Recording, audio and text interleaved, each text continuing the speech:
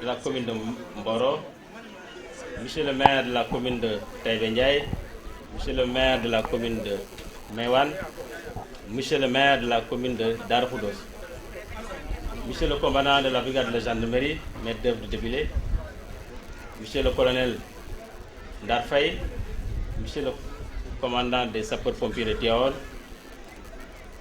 madame, messieurs les chefs de services départementaux et locaux, messieurs les représentants des industries extractives installées dans l'arrondissement de Mewan, monsieur le représentant du conseil départemental, monsieur et madame les représentants des organisations de la société civile, madame et monsieur les représentants des organisations de développement, madame, messieurs les conseillers municipaux des communes de Mboro, Mewan, Darou Khoudoss et Taïba Ndiaye, chers jeunes, chers invités, honorables chefs religieux, mesdames, messieurs, aujourd'hui, notre pays, le Sénégal, célèbre le 57e anniversaire de son accession à la souveraineté internationale. Et cette fête, à travers ce défilé civil et militaire à Mboro, exalte notre liberté retrouvée et met à l'honneur nos vaillantes forces de sécurité et de défense et notre ferveur et notre jeunesse dynamique qui porte nos espoirs pour le futur. À tous et à toutes, j'adresse mes chaleureuses félicitations à l'occasion de cette fête qui commémore notre souveraineté internationale. Cette année, le thème de la fête de l'indépendance porte sur le rôle des forces de défense et de sécurité dans la protection de l'environnement. Ce thème nous interpelle, nous tous, ici, dans l'arrondissement de Moyenne, hommes et femmes, institutions et industries extractives, où le respect de l'environnement nous préoccupe au plus haut titre.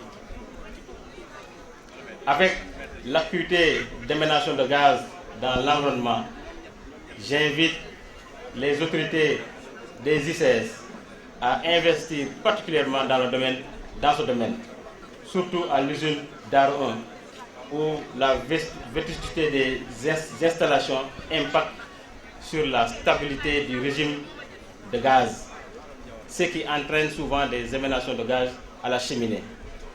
Donc, il faut penser à une installation qui absorberait le gaz pendant les phases de démarrage.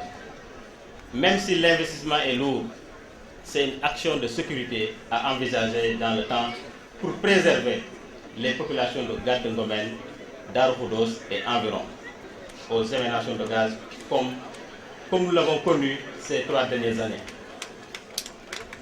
Pour la centrale thermique d'Africa Energy, les autorités de cette centrale nous ont rassurés quant aux dispositions prises pour prévenir tout risque d'émanation de pollution. À GCO, j'encourage la poursuite du programme de réhabilitation et de restauration des espèces en voie de disparition. C'est pourquoi je souhaite à nous tous, dans un élan civique et patriotique, pour que notre participation à cette œuvre salutaire de sauvegarde de notre environnement soit accompagnée. Il est heureux de constater que des solutions commencent à germer avec le projet d'ordure du conseil départemental de Tivaouane, mis en œuvre par les communes de Mboro et de Darou Khoudoss, qui a bien voulu céder 1 hectare pour la réalisation d'une décharge contrôlée dans la zone des Niayes. En perspective, pour les élections législatives à venir, je me réjouis du taux d'enrôlement des opérations d'inscription sur le fichier électoral, car l'arrondissement a 84% de citoyens enrôlés, qui représentent 43 000 inscrits sur un fichier électoral de 54 000 électeurs. des efforts sont en train d'être déployés pour booster les inscriptions à Darkoudos, qui a le plus lourd fichier électoral local. J'invite donc les citoyens à se rapprocher des commissions qui sont encore à pied d'œuvre jusqu'au 23 avril pour se faire enrôler. Je voudrais avoir une pensée respectueuse à l'endroit de nos anciens combattants qui ont été à l'œuvre pour nous permettre d'avoir notre souveraineté retrouvée. Je voulais les souhaiter une bonne fête d'indépendance, les souhaiter une longue vie, une santé, pour qu'ils puissent profiter encore de nos hommages mérités. Je voudrais inviter à tous à accompagner l'action de l'État en matière d'éducation pour prendre en charge l'éducation de nos enfants, pour qui je voudrais leur orientation dans les filières scientifiques et techniques, afin de permettre de prendre la relève au niveau des industries industrielles et minières de la localité. J'invite donc les responsables de ces industries à accompagner cette dynamique de recrutement des jeunes de la localité.